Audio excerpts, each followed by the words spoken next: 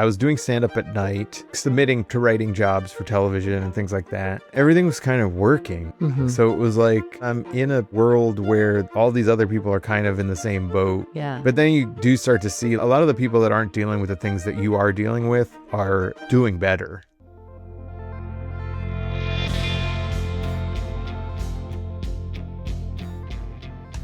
Hi, everyone, and welcome to ADHD Aha, the show where people share the moment when it finally clicked that they have ADHD. I'm your host, Laura Key, and I'm here today with writer, animator, and comedian Jim Tews. Jim is also a Coast Guard veteran and author of the New York Times bestseller, Felines of New York. He recently released his first comedy special, With Pictures, and his third comedy album, Without Pictures. And as a comedian, Jim has never been shy to talk about his ADHD. Having ADD is like having a shitty assistant, but the assistant is just you from 2 hours ago. You from 2 hours ago is like, I know how I'll help future Jim. I'll put all the files in a folder called Files.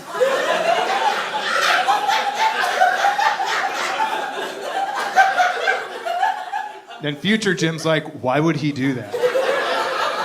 Today, we'll be talking about the twists and turns of Jim's ADHD diagnosis, his relationship with medication, and his many colorful observations of how ADHD has impacted him throughout his life.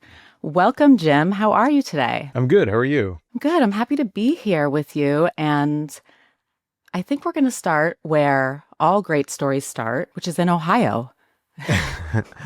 Sure. I'm an Ohio native. So why don't we start there with you explaining what you were doing in Northern Ohio? Well, so I'm not originally from Ohio, but I ended up there because I joined the Coast Guard after high school, to just like earn money for college and to just kind of go do something, have some direction. And I was stationed on a ship for about the first 7 months after boot camp. And then I went to school for my training, which was just like administration, human resources type stuff in California. And then I got stationed in Cleveland. And when you told me that, I'm like, they have a Coast Guard in Cleveland? Yep. And I have a joke about it. I say like, yeah, it's a maritime border between us and the terrorist nation of Canada. But it is, it is a maritime border between us and another country. Yeah. Shout out Lake Erie, Yeah. How was the Coast Guard for you? Let's start there. I have somewhat of a family military background. Mm-hmm. I was in ROTC in high school too. So the idea of joining the military after high school was very like normal to me. Mm-hmm. I wasn't like super into it, to be honest. It was just kind of like, well, you're bad in school. You're smart. Your grades aren't good. Your family's not going to pay for college. Like pick a branch. Yeah.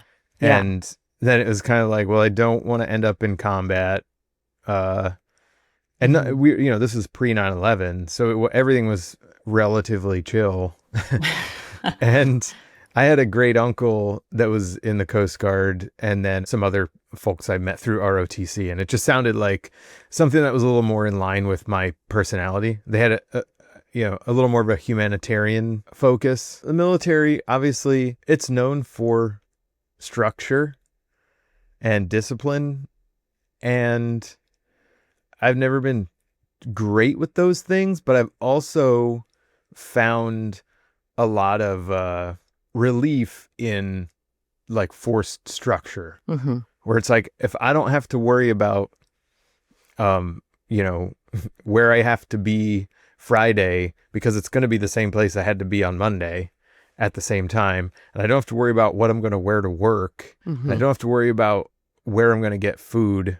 What I mean? Like all those like weird little things. Yeah. While they are certainly restrictive, there is also some like comfort in that part of it. Yeah. The downside was there's no room for questioning or imagination kind of things, or like being, or there's not a lot of like creative problem solving things that pop up.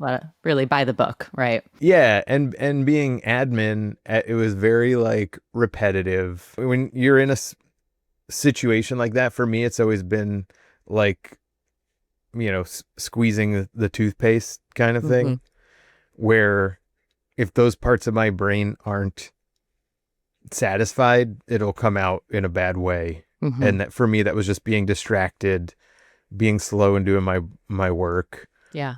and then, you know, being a little more crazy in my civilian life, I guess. But you hadn't been diagnosed with ADHD at this point. No. I mean, like, I guess like self-diagnosed. That was when I became more aware of it. Mm-hmm. I was getting in trouble at work with just like being behind on things. And there was a lot of factors there. The big thing was I was a 19-year-old kid. Right. And I had a pretty adult job. You know, you're handling paperwork and like personnel records, health care things, insurance, payroll for, you know, these like 45-year-old men with families and women with I families. can't even imagine me at 19. You slip up, you have an adult on the phone screaming at you like, why did you forget to file my retirement orders or whatever it was? Oh, wow. Yeah, that's intense. I don't think I ever forgot to file anyone's retirement orders, but I definitely... Well, I have someone on the line who'd like to speak to you right now, Oh, Jim. no. I'm just joking. I'm joking. I did bring up ADD to a primary care person because I was dealing with anxiety, depression related kind of thing. And I thought it might be ADD. And when I did go to primary care, I had just gotten a dog, which was like obviously a terrible idea to have a puppy being who I was in my situation. But I wanted a dog, and I had this book that I was reading about training the dog. And I was reading it in the waiting room. And when I had told the doctor, you know, we were going through some issues that I was having at work and other symptoms of like, you know, like grinding my teeth and like anxiety related things. Said, I think this might be an ADD thing. And this was probably like 2000, 99, 2000, somewhere around there. Mm-hmm. He was like, oh, you don't have ADD. And I was like, oh, okay. He was like, you've got that book. You're reading that book. If you had ADD, you wouldn't come in here sitting here reading a book. And I'm like, what's he talking about? What? I don't like that at all. No. And I wasn't, you know, obviously like this guy's a doctor. I'm like, I don't know what. Right. And you're 19 yeah. Yeah.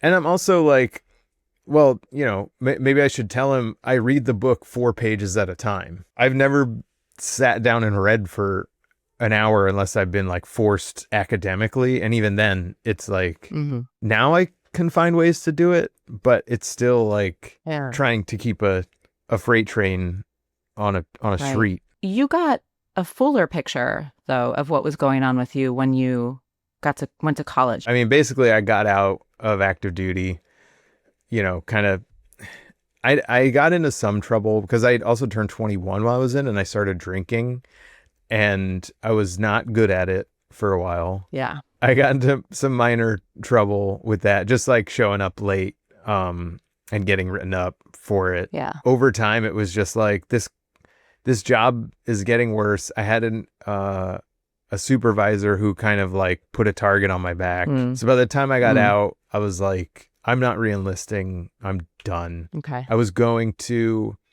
community college for a while for graphic design. I excelled in that environment, and then transferred to Cleveland State for film. I was about a year into the program, and I started getting panic attacks. There was like a lot of things in my personal life that were happening that led to a lot of stress. I was like almost married and then called it off and was dealing with that. My dad and his wife were having difficulty, and my grandmother had died, and it like all happened in this like 6-month span. So I had a panic attack. I had a couple. I had one in class. They were like long table seats. I had walked into the classroom first and had walked to the back and sat in the back corner. Everyone filled in, the professor filled in and closed the door, and the room started spinning, and I was like, I can't get out of here. I'm not going to be able to get out of here. And then I freaked out, and there was no real trigger to it. Oh my gosh, I'm so sorry. Yeah. Abundance of anxiety. And I went to the bathroom for a while, and then a friend of mine came and checked on me when he's like, oh yeah, it sounds like you're having a panic attack. Yeah. Do you know the school has free counseling? Mm-hmm. I figured out the panic attack thing, then found out that my dad used to get them too. My mom Okay. told me about it. She was like, yeah, I had to take him to the hospital once because he thought he was having a heart attack. Could have told me that at some point earlier in my life, but I guess no point in loading my head with things that haven't come up yet. So I started going to the counselor. Okay. And how'd that go? It was great. It was very helpful. And then I talked to her about the ADD stuff, because when it came down to doing things that were like not very active and rapid, like being on a film set, student film set, but still coordinating a lot of people, organizing things that's very active and hands-on, and there's some energy to it, I'm fine in those situations. But tell me to sit down and write a research paper on, a David Lynch movie or whatever. And I'm like, I told the counselor, like, this is an ongoing thing. I haven't had the chance in a long time to talk to anybody about it. Could this be an ADD thing? She said, let's send you to a psychiatrist on campus she would come like once every couple weeks or whatever. A traveling psychiatrist? Well, I guess. Yeah. I don't know how it worked, but I'm like, I don't have to pay anything, right? Did she have an apothecary bag? I just like, I like this idea. She came in on a horse and buggy, which I thought was weird, but. Was it helpful to find out officially that this was something? Oh, for sure. Because then it was like, okay, so I'm not crazy. I'm not stupid. Yeah. All the things I already kind of knew. Mm-hmm. But validating, it sounds like. Yeah. The talk therapy helped with the panic attacks. Just kind of, finished my degree. Ended up moving to New York in 2011. And my stand-up career had kind of progressed to at least a little bit of a point where I was working all over the Cleveland area and like, hitting the road beyond that. And then also working like on local commercial things or, doing video edit, having 3 jobs like a lot of people with ADD do. Yeah. I had like a blogging job that paid like... I remember blogging. Right? I blogged for a bit there too, Jim. Yeah. Yeah. And it paid like a little bit more than my rent was going to be. And I'm like, all right, well, I can fill in the blanks. And then I got a job at Viacom. And at the time, Viacom gave their freelancers health insurance for very low money. And it was great. Mm-hmm. Then I had a friend that came to visit, and they had just been diagnosed not long before with ADD, and we talked about it some more, and they were like, oh, I'm on Concerta, and I'm like, I've never heard of that, never tried it. Right, stimulant medication. They're basically like, do you want some? And I'm allowed to say this. Just don't try this at home. We recommend here at ADHD Aha that everyone always gets a proper prescription from a doctor. Yeah. You learned from this experience, right, Jim? That's what we're talking about. I did. Yes. I did, honestly. And then they gave me some of that medication, and I think I tried it it was like a week or two. Mm-hmm. I didn't notice much of a difference, but I did notice a difference. Then I went to the primary care doctor, told him truthfully what the deal was, and he's like, okay, same deal. Well, don't do that. But yeah. Here you go. Here's a 30-day prescription. Mm-hmm. Tried that for 30 days, and it was pretty eye-opening. I was, at the time, I was making a documentary on the Cleveland comedy scene, and it's a lot to organize. Mm-hmm. It was like a Kickstarter funded thing that I worked with another friend who had never produced anything before either. And we, arranged a shoot of all these comics.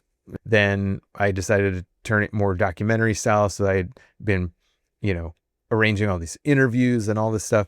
And it was at the time I was in that 30-day window. Mm-hmm. And I'd been like traveling to Cleveland, shooting these interviews, doing all this stuff, organizing things. And I was like, oh, this is working. Yeah.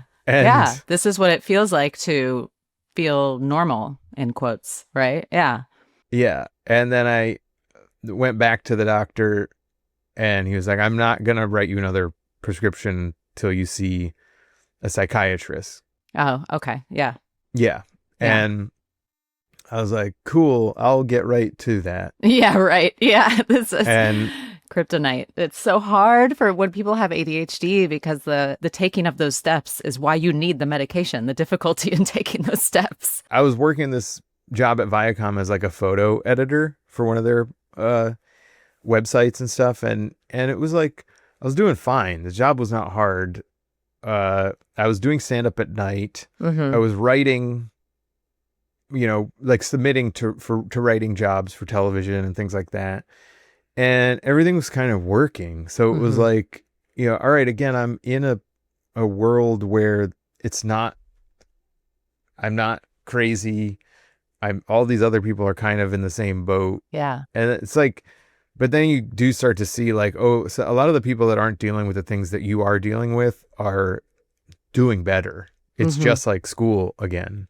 Whereas like, I'm as smart as everyone here, but something's missing. Something's not clicking for me that seems to be clicking for a lot of other people. But you never went back to medication, is that right? No, but I was working full time as a stand-up. Before that, even I had like sold a book, which again sounds like if I went back and told that doctor, like, Yeah, like, right. oh, well, if you wrote a book, you certainly don't have ADD. Forget it. Right. Yeah. So But you were then like, you were having success, right? You were Right. achieving things. It's just that, you could have been in a different space, maybe, whether like mentally, emotionally in your career, if you. Right. Or things Yeah. could have felt a little less like a runaway train. Yeah. Kind of like grabbing Where- things as you go, right? Yeah. Yeah. I get it. Yeah. It's hard. It's really hard yeah. to get like treatment and the regimen in order when you have ADHD. You just develop like other tools and better habits, and you learn what makes it worse. More recently, back in September, I decided to stop drinking. Maybe not permanently, but just like to break that habit, because I was a habitual drinker. I wasn't a binge drinker, but it was like, in comedy, you typically, if you do a show, you get drink tickets. Right. You might get paid a couple bucks, but you might not get paid at all. So my life and lifestyle was, two to three drinks a night. I started to realize that was affecting me. So I stopped back in September to prepare to tape this special, because I was like, I'm going to go a couple months and see what happens. Yeah. Good for you. So I went from September to November and noticed a big difference. It's great. Yeah, it impacts your sleep. There's so many things that it impacts, and sleep is so important for people with ADHD. Yeah. Last that we chatted, you shared a few vignettes, I think was the word that you used, from growing up. And you've talked about how you kind of have known for a long time, even pre-diagnosis, that you struggled with ADHD symptoms. So I was wondering if you could share a few quick little stories from childhood growing up where you remember struggling with attention and other stuff. I have a joke in the special about having ADD. There was a part that I didn't include in that joke. And I don't remember why. I think I might have just forgotten it, which is another weird, cool There you thing go. about ADD, where you're just like, I forgot to say that thing that I was supposed to say. I was not a hyperactive kid. I was the stare out the window kid. I was born in 81. So when I was in my prime staring out the windows of the classroom years, ADD was, you were the kid like bouncing off the walls. Right. Nothing below it, nothing around it, nothing different. And then I found out later that the daydreaming type symptoms are more ascribed to women. Yeah, women and girls. Yeah. Yeah. So the joke was that they didn't catch it because I had girl ADD. When I was in kindergarten, they had, sent home a report card, and we were trying to find this report card because it's been talked about for so long, but they couldn't find me in the classroom. No. Okay. Just during some like open play activity time. And then one of the teachers found me behind the door, just chilling. And they asked what I was doing. And I said I was picking my nose. I don't have children. I would never claim to understand children's behavior to any great degree. But if there was a kid while everyone was playing was sitting behind a door picking his nose, I would definitely be like, we need to investigate this a little bit further. Aw. But that was one of the things. I can picture it clear as day. First, second, and third grade at my elementary school, we had like these gigantic windows. And what if you looked out the window, it was the Pepsi plant or Oh. Coca-Cola plant. So all it was just like trucks full of soda coming in and out all day. And then there was like a lot of pockets of pine trees. So there's like animals. So it's like, why am I going to look at this teacher? Am I going to look out the window and Totally. watch, these guys unload soda from trucks and watch squirrels run across the fence or whatever? But yeah, a lot of times I was, doing classwork during lunch because that was my punishment, playing baseball. I definitely was, a daydreaming outfielder. Like That's cute. Towards the end of my little league career, I did become a catcher, and then it was like Career. yeah. And then I really started to do well, and I'm like, yeah, because this isn't boring. Yeah, and you can't, if you don't focus, you're going to get clocked in the head. So Exactly. yeah, there needs to be a injury at stake. yeah, Or just, just being involved in the constant action. I also think that's one of the things that appeals to me about stand-up and why it's probably the one thing that I've done longer than anything I've ever done, is because you have to be present and alert and kind of know where you're going and paying attention to 12 things that are happening in the room, but then also not paying attention to them. And it's just like this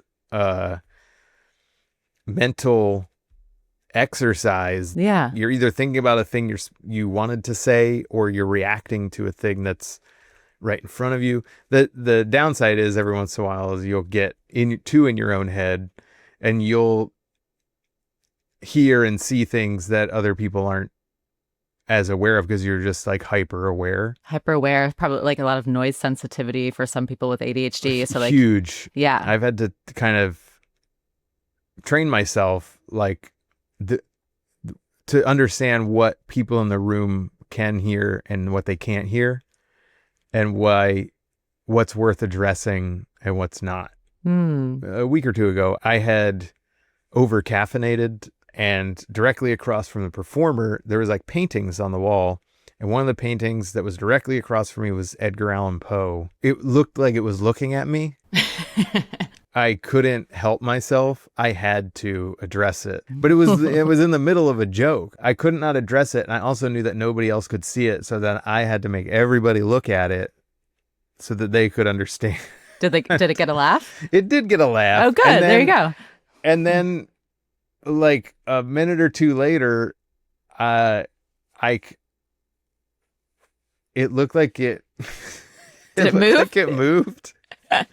And I interrupted myself to be like, I said that thing moved. Jim, tell us about your new comedy special and comedy album and where people can find them. So this is my third comedy album and first comedy special. The special is called Jim Tews with Pictures, because I just decided to, make things more difficult, to challenge myself and add visuals to this. So this, about half of this show, I use a slideshow on stage, a lot of drawings and some photos and stuff. And I love that.